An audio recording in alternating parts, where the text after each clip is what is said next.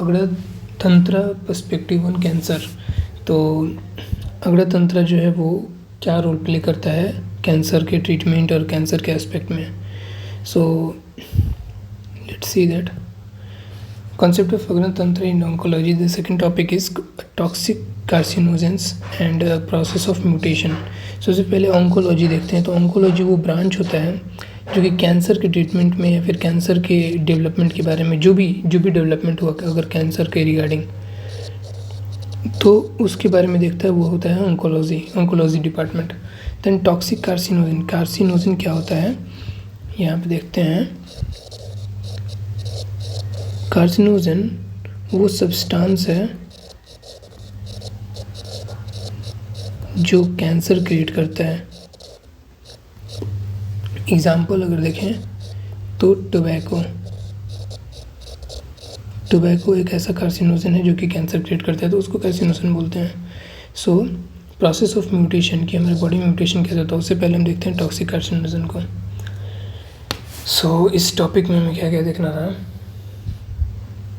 इस टॉपिक में पहले देखना था कार्सिनोजन क्या होता है, तो वो ऑलरेडी हो चुका है। Carcinogen toxic substance which induce cancer cell in our body. So ये कितनी टाइप का होता है वो उसको देखते हैं। तो पहला होता है physical, chemical and biological. So physical में यूवी रेज या फिर एक्सरेज या फिर जितने भी मेडिकल इक्विपमेंट से निकलने वाले रेज होते हैं वो, ठीक है।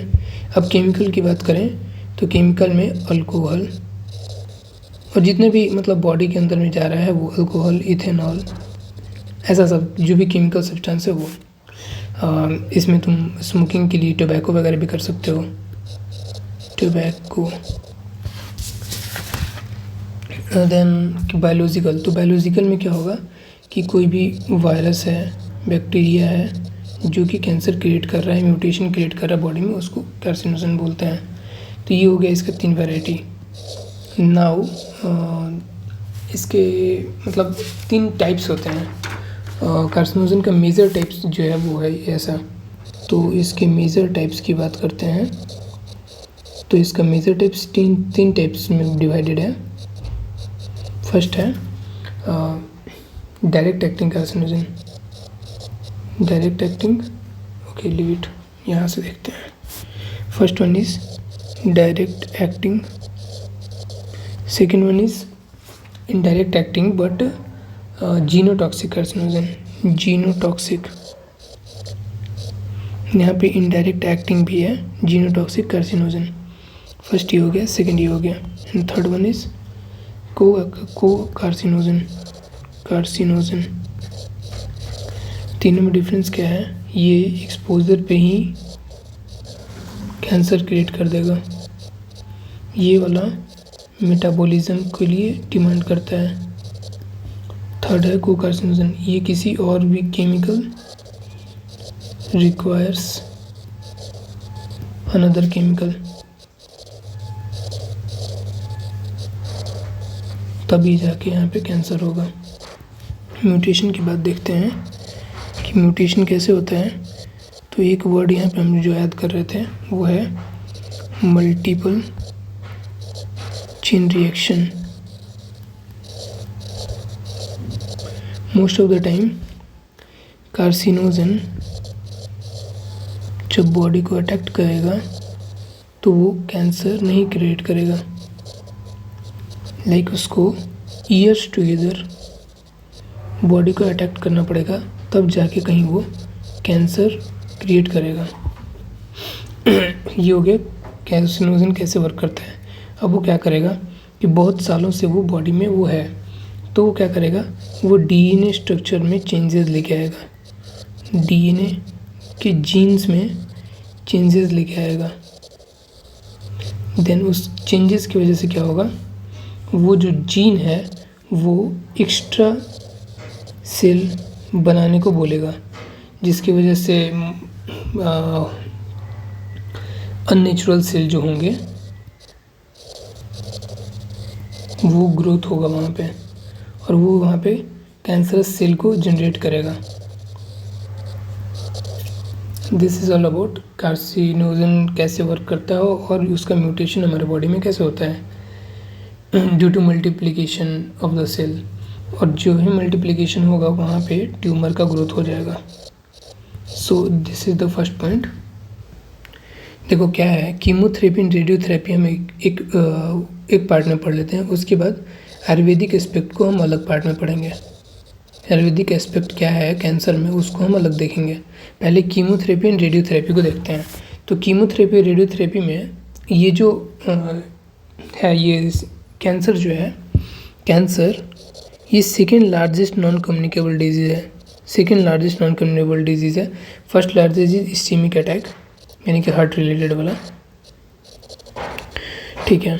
सो ये हटाओ, second largest non communicable disease. Okay, chemotherapy and radiotherapy का इलाज कैसे होता है? तो कीमोथेरेपी में साइटोटॉक्सिक ड्रग लिया जाता है। साइटोटॉक्सिक ड्रग जो कि सेल को जो ग्रोथ होता है उसको रोकता है। एंटी न्यूप्लास्टिक ड्रग्स एजेंट्स जो होते हैं वो भी लिए जाते हैं। तो ये जो 2 ड्रग्स होता है ये लिए जाते हैं कैंसर में, कैंसर पेशेंट के द्वारा। अब देखो वो क्या बोल रहा है कि कीमोथेरेपी में कैसे क्या चीज़ें वर्क करती हैं। तो कीमोथेरेपी में जो ड्रग्स लिए जाते हैं वो ड्रग कैसे काम करता है। एक्चुअली हमें पता है कि जो कैंसर होता है वो फास्ट ग्रोइंग सेल होता है। फास्ट ग्रोइंग होने की वजह से जो ये ड्रग होगा ये क्या करेगा, ये ड्रग ऐसे फास्ट ग्रोइंग सेल को किल करेगा, क्योंकि उसको लग गया कि वो कैंसर ग्रोथ कर रहा है। अब हम बोलते हैं कि नॉर्मल जो सेल है, नॉर्मल फास्ट ग्रोइंग सेल, ठीक है, तो ये क्या करेगा, इसको तो fast growing cancer fast growing cell को तो मारेगा ही मारेगा। अब ये टोटली ये फास्ट ग्रोइंग के ऊपर ही ध्यान दिया हुआ है, तो ये क्या करेगा, ये नॉर्मल फास्ट ग्रोइंग को भी किल कर देगा, ठीक है, इसको भी ये किल करेगा। ओके, जिसकी वजह से हमें कीमोथेरेपी में बहुत सारी प्रॉब्लम्स देखने को मिलती हैं। अब देखो इन चीज़ों की वजह से क्या होगा, जो फास्ट ग्रोइंग सेल है उसको तो मार रहा है, तो नॉर्मल फास्ट ग्रोइंग सेल को भी मार रहा है। तो अब इससे क्या प्रॉब्लम्स होंगे लोगों को, वो अगर जानना है तो याद करने के बदले ये समझो कि नॉर्मल फास्ट ग्रोइंग सेल कौन कौन सा है। ऑब्वियसली हेयर है नॉर्मल फास्ट ग्रोइंग, तो हेयर को तो वो ख़त्म कर देगा। तो मतलब कई लोगों को देखोगे कि वो 3rd स्टेज में जाते जाते उन लोग ऐसे टकला हो जाता है, तो वो इसलिए होता है क्योंकि वो नॉर्मल फास्ट ग्रोइंग सेल को वो ख़त्म कर देता है। ये जो बाल है ये गया, ठीक है। तो वैसे ही बहुत से नॉर्मल फास्ट ग्रोइंग सेल्स हैं, जैसे कि हेयर फॉलिकल्स हो गया, या फिर ब्लड सेल्स हो गए, जो कि ब्लड फॉर्मिंग सेल्स जो हो गए, जो बोन मैरो में होते हैं ब्लड फॉर्मिंग सेल, ओके, उनको भी ये किल कर देता है। यहाँ पे ये डाइजेस्टिव ट्रैक में भी प्रॉब्लम क्रिएट करता है, डाइजेस्टिव ट्रैक में भी। अब ये तो हो गया मेन प्रॉब्लम। अब उसके बाद तुम और लिख सकते हो कि कॉमन साइड इफ़ेक्ट। तो कॉमन साइड इफ़ेक्ट में ये समझो ना, यहाँ से देखो ये डाइजेस्टिव ट्रैक में कुछ प्रॉब्लम क्रिएट किया, चलो ठीक है भाई, हम यहाँ पे बनाते हैं डाइजेस्टिव ट्रैक, ठीक है। डाइजेस्टिव ट्रैक छोड़ो, थोड़ा सा इधर उधर बन गया, ठीक है। तो ये डाइजेस्टिव ट्रैक है, अब यहाँ पे ये प्रॉब्लम क्रिएट कर रहा है, ओके। तो ये क्या करेगा, पहले तो खाना डाइजेशन अच्छे से नहीं होगा, तो फटीग होगा, फिर हेयर लॉस वगैरह तो हो ही गया, फटीग होगा, तुमको बहुत सारे स्किन प्रॉब्लम होंगे क्योंकि डाइजेशन नहीं होगा अच्छे से। एपेटाइट चेंज होगा तो मूड भी चेंज होगा, ठीक है, मूड चेंज होगा, एपेटाइट चेंज होगा, इन्फेक्शंस होगा, और एनीमिक होने का भी चांसेस रहेगा क्योंकि डाइजेशन नहीं रहेगा। तो इतना समझ लो कि डाइजेशन को कम कर देगा, ओके, और उसकी वजह से बहुत सारे प्रॉब्लम्स देखने को मिलेगा। ये डाइजेशन को कम कर देगा। कार्सिनोजेनिक सेल अगर कैंसर किसी को हो गया और उसके बाद वो कीमोथेरेपी ले रहा है, तो कीमोथेरेपी लेने वाले लोगों को ये सारे प्रॉब्लम फेस करने पड़ते हैं। मूड चेंजेस, लिबिडो के भी चांस बन सकते हैं, लिबिडो का भी चांस बनता है, मूड चेंजेस भी होता है, ठीक है, ओके।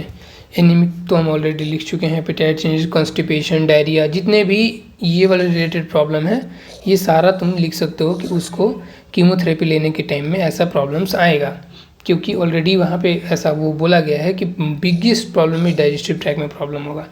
डाइजेस्टिव ट्रैक में क्या प्रॉब्लम होगा, cell in mouth, digestive tract and reproductive system में वो चेंजेस ला देगा, ठीक है, वो थोड़ा सा डिफरेंट कर देगा, okay. This is all about, now let's go about radiotherapy. अब देखो रेडियोथेरेपी जो है वो किन लोगों को होने के ज़्यादा चांसेस रहते हैं, पहले उसके बारे में बात करते हैं। रेडियोथेरेपी के बारे में थोड़ा लिखिए और चांसेस के बारे में लिख सकते हो। तो ओल्ड एज पर्सन में जो रेडियोथेरेपी होता क्या है, बेसिकली रेडिएशंस को लेके कैंसर को ट्रीट करने का जो तरीका है ना, उसको हम लोग बोलते हैं रेडियोथेरेपी। अब रेडियोथेरेपी में ठीक है, रेडियोथेरेपी इज़ ओके, बट किसी में वो सीवियरिटी भी कॉज कर सकता है ना, सीवियरिटी कॉज कर सकता है। तो वो किन लोगों को सीवियरिटी कॉज करेगा उसके बारे में हम बात करें तो ओल्ड एज पर्सन को सीवियरिटी कॉज कर सकता है, या फिर जिनके अंदर बहुत ज़्यादा ऐसे सेंसिटिविटी हो कि थोड़ा सा भी कुछ चेंजेज हुआ तो उसकी वजह से वो उनके बॉडी में चेंजेज हो जाते हैं, तो वो सेंसिटिविटी हो जाती है। या फिर साथ में अगर मान लो साथ में कीमोथेरेपी चल रहा हो तो भी वहाँ पे तुमको चांसेस हैं रेडियोथेरेपी के टॉक्सिसिटी देखने को मिलेगा। ठीक है, ये तो हो गया रेडियोथेरेपी की टॉक्सिसिटी का बारे में। अब कैसे रेडियोथेरेपी ट्रीटमेंट कैसे करता है, ट्रीटमेंट एस्पेक्ट को अगर देखें तो क्या करता है कि फ्री रेडिकल्स को छोड़ता है। फ्री रेडिकल्स क्या करते हैं कि हमारे डीएनए को जाके, मतलब मान लो कि कैंसर सेल है या फिर जो भी है, तो उसको जाके वो उसके अंदर जाता है उसको ट्रीट करने के लिए। अब मान लो कि ये कैंसरस है और ये नॉन कैंसरस है, ओके, नॉन कैंसरस है, दोनों को गया, तो यहाँ पे क्या होगा, ये जो डीएनए इसमें होगा, अगर इसके डीएनए को ये किल करेगा ना, फ्री रेडिकल्स कैंसरस डीएनए को किल करेगा तो ये मर जाएगा। लेकिन वहीं पे अगर ये हेल्दी नॉन कैंसरस के डीएनए को ये फ्री रेडिकल हिट करेगा तो ये रिपेयर कर सकता है खुद को।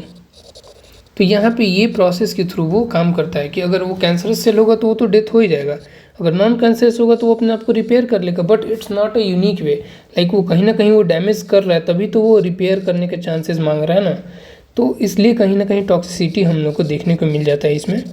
अब कितने टाइप का टॉक्सिसिटी होता है वो देखो यहाँ पे। अब हम बात कर रहे थे ये कि रेडिएशन थेरेपी कैसे वर्क करता है। अब हम देखते हैं कि रेडिएशन थेरेपी कैसे प्रॉब्लम्स क्रिएट करता है। तो सबसे पहले अगर मान लो एक्यूट प्रॉब्लम हुआ या फिर क्रोनिक प्रॉब्लम हुआ, दो टाइप का प्रॉब्लम क्रिएट करेगा। सबसे पहले एक्यूट करेगा, दूसरे बाद क्रोनिक करेगा। कहने का मतलब ये है कि अगर रेडिएशन थेरेपी ले रहे हो और तुमको टॉक्सिसिटी दिखने को मिल रहा है तो 1 से 5 साल के भीतर अगर तुमको टॉक्सिसिटी देखने को मिल गया तो वो एक्यूट हो गया। और इसमें क्या देखने को मिलता है, इसमें जो टॉक्सिसिटी देखने को मिलता है वो टॉक्सिसिटी होता है बेसिकली जो कि फास्ट ग्रोइंग सेल्स होते हैं। फास्ट ग्रोइंग सेल्स जो होते हैं वो फास्ट ग्रोइंग सेल्स को ही में टॉक्सिसिटी क्रिएट करता है, जैसे कि स्किन हो गया, हेयर्स हो गया, नेल्स हो गया, तो इन सब चीज़ों में टॉक्सिसिटी देखने को मिलेगा। साथ ही में ये स्टेम सेल्स को भी डैमेज करता है। स्टेम सेल्स को डैमेज करने का मतलब क्या है कि जो सेल्स को ग्रो करता है कि जाओ और प्रोटेक्शन बनाओ, तो बॉडी के प्रोटेक्शन में भी डैमेज होता है क्योंकि स्टेम सेल्स को ही मारने लग जाता है, टॉक्सिसिटी क्रिएट कर देता है।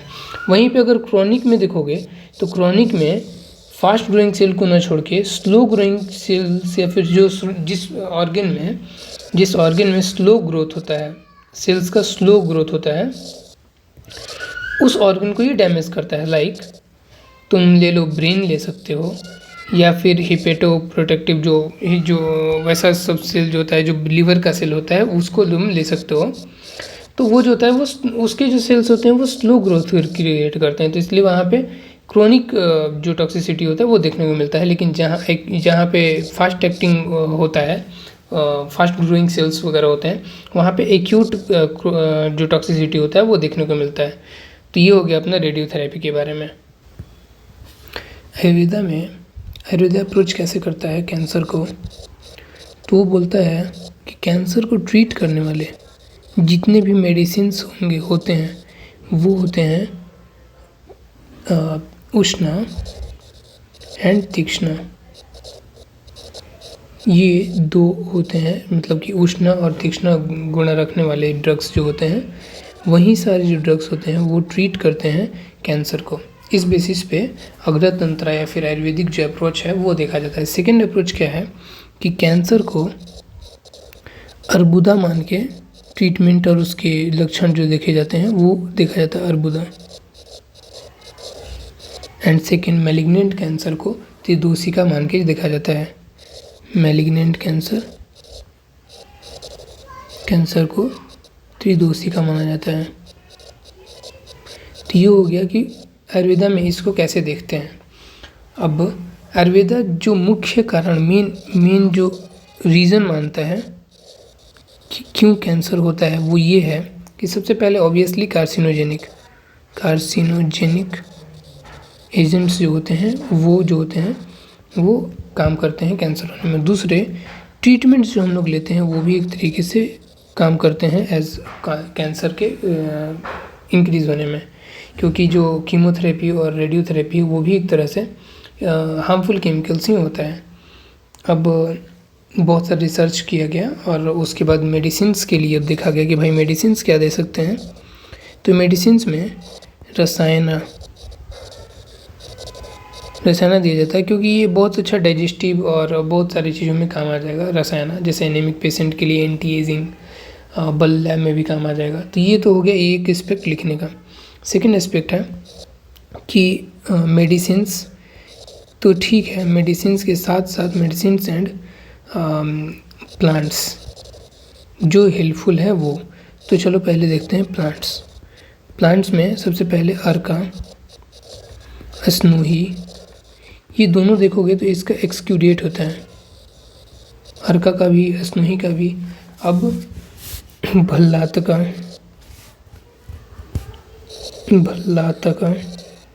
एंड भांग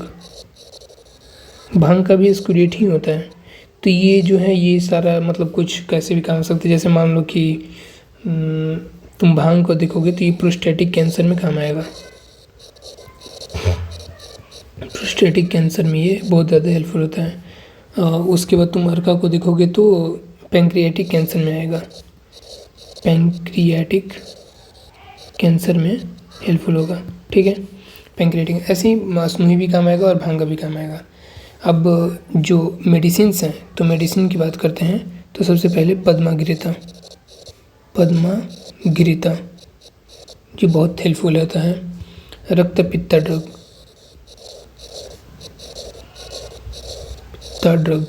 ये भी बहुत हेल्पफुल होता है। तो ये रहा Ayurvedic aspect in treatment of cancer, जो कि आई थिंक बहुत इम्पोर्टेंट है। तो यहाँ तक आते आते हम लोग का 3 टॉपिक ख़त्म हो गया। Toxic carcinogens and process of mutation completed, then chemotherapy in Ayurvedic approach and management obviously ख़त्म, ये भी ख़त्म। इसमें भी आयुर्वेदिक अप्रोचेज ऑफ मैनेजमेंट यहाँ भी है।